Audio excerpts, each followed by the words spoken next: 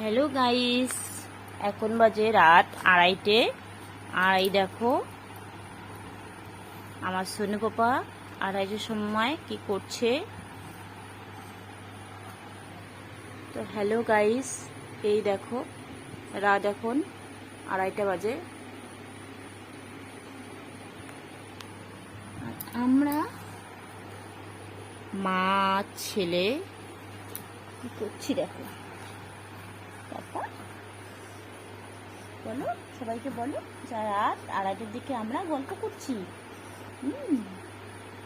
গল্প করছি বলো। হ্যাঁ হ্যাঁ, গল্প করতেছি না পাপা।